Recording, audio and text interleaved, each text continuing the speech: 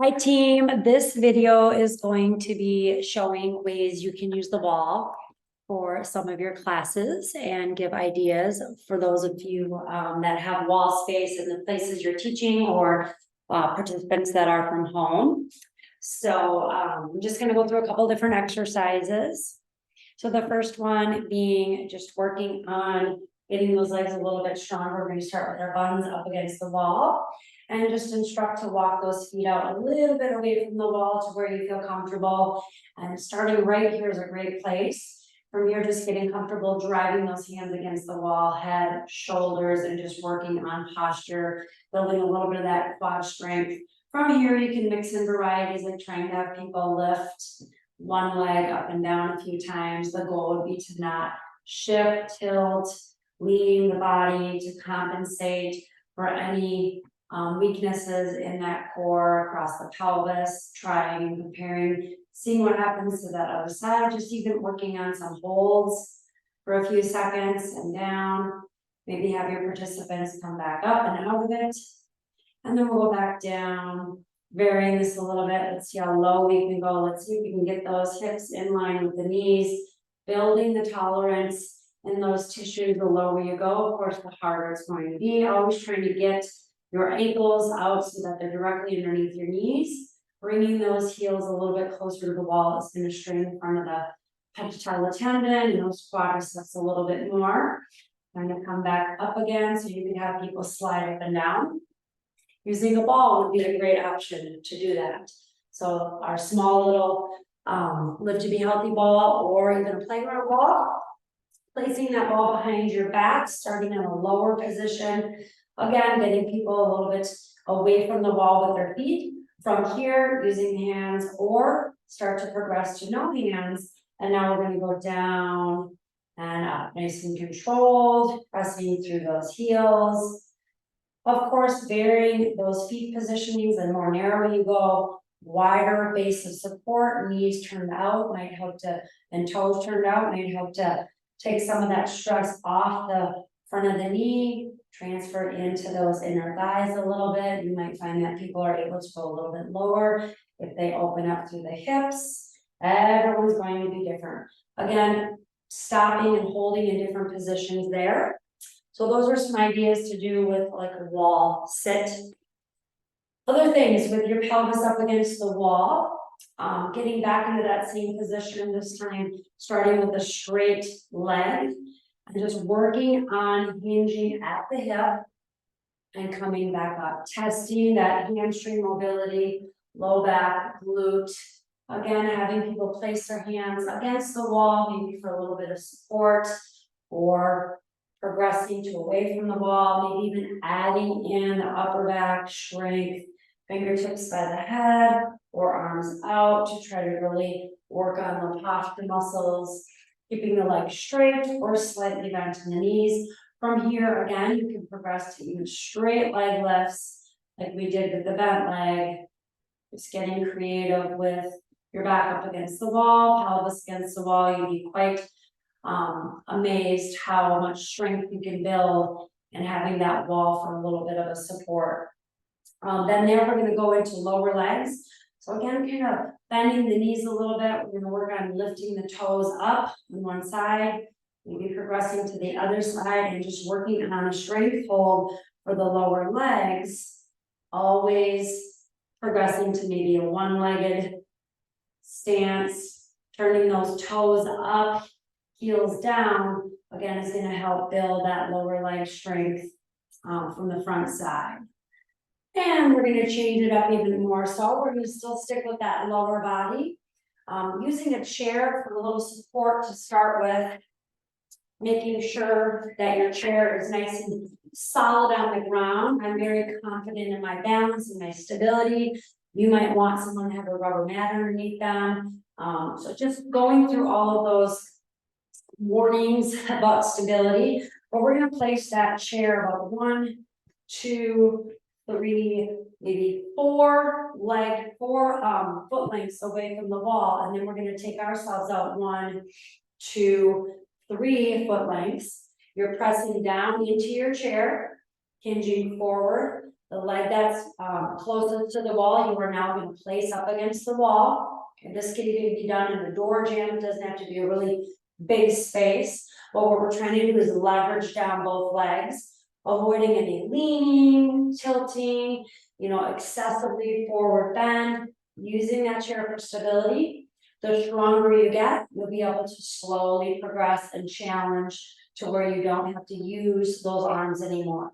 And of course, we would do both sides, building up to 1 minute holds with your participants, working on breathing, not holding your breath, and then just switching it out, doing both sides as an option. So let's now move it into some upper body wall activities that you could work on, starting with that elbow slightly out from the side, just depending upon your client's range of motion, but there's really no need right now to go above that shoulder level when you're doing this. So you'll place starting with that elbow right underneath the shoulder, walking yourselves out. You can stack the feet together. You can also place one foot in front of the other, the leg that's closest to the wall,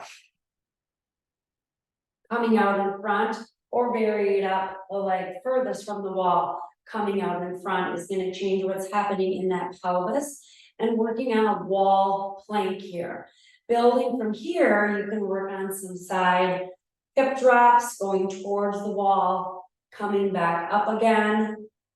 Okay, just challenging different positions and angles with those side planks. If it's a little bit too sensitive, oftentimes I'll have people put a towel, something like that, with their forearm up against the wall. So from here, we are going to change, and we're going to still stay with the wall, but we're going to work on facing the wall. So you're going to take your forearms and bring them, or your fists together, elbows in front of your shoulders, and just walk yourself back until you feel like you're in a plank position challenge. Wider base of support is always going to be a little bit more stable and inviting. We're going to now rotate the torso toward one side of the room and trying to line up those shoulders, opening up through that upper back. You're not leading with the arm, you're actually leading with the torso. So oftentimes I will have people take their hand in front of their chest. When they open up, then they can add the arm and work on that shoulder mobility. Everything is twisting here. Coming back to the center.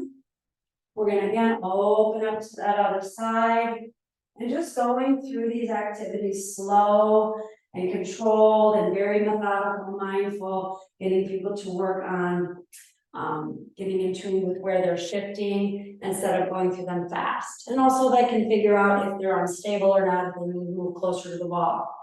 Another great one, same concept, elbows or forearms, onto the wall. And now we're going to brace with one whole side of the body. The goal is to not shift, not to sway the back, not to drive the hips back, or rather keep everything like it looks, but now transition the weight into one side and then working on those knee drives. You can do lots of different things here, lifting and lowering. You can just try to get to where the toe touches the wall and brace and hold through those abdominals. Using that keyword bracing versus pulling abdominals in as if they're going to be getting tickled or blowing out their birthday candles to really contract those abdominals. And again, what we do on one side, we want to challenge to do on the other side. Working on the stationary, maybe you want to consider this a lunging or running position. We can also take this to straight arms. So now you're going to challenge that wrist extension, getting those upper arms a little bit more involved. Same concept, you could go wide to start, okay, and you can work on shifting over, wide, shifting over, bringing it into narrow. The goal would be to avoid any shifting, coming back into maybe your runner stance or lunge stance, as you might want to call it here. We're going to stay facing that wall again, and we're going to work into some upper arm exercise. Obviously, holding these planks is every muscle group's involved. But we're going to start with those hands together and just align so that you're looking right at your fingertips. Elbows might want to wing out a little bit. never tell someone they have to have their elbows in or their elbows should not wing out. That's always gonna be a shoulder mobility and range of motion thing that we might have. So just let them know to try to get those elbows in, see where they stop and what feels most comfortable for them. But from here, you're pressing out away from the wall, bending at the elbows, coming back in. This is a lot of triceps. If you start to get really strong, right, all of these activities can progress to just one arm. So I might just open up my stance and now support my whole body weight with one arm and pressing. This is gonna take a lot more strength and then upper body. We're gonna find people are gonna shrug and wiggle our way away from the wall. That's what we're trying to avoid. That's gonna be the key if you're ready for that one arm concept or not. Pushing up on the walls is another opportunity here for upper body strength. This is where the hands, of course, for push-ups come below the face. This is a very common one. What I like to do is I like to use our little exercise ball here. It changes what's happening in the wrist. It's great for the people that don't have quite as much wrist extension, so they can kind of put their hand on the ball. They can even wrap their fingers and squeeze around the ball. You might have people at home that have more of a playground ball. They have to be very careful they're not pushing down or pushing into it. So, and maybe their hands just spread like this. Still getting some flexion in the wrist, but maybe not quite as much. So here's how you could use that. You could certainly get yourself back into that push-up position. Okay, sliding those hands down so that the face is coming above the hands. We're gonna concentrate on this side, but our other side is just gonna be there if we need it.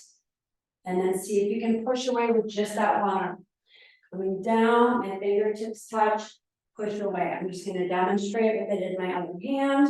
Okay, maybe my fingertips are here. I'm coming into the wall, see if I can let go. Takes a lot of strength here in that core to just load that one side of the body, whoops, without compensating again and twisting.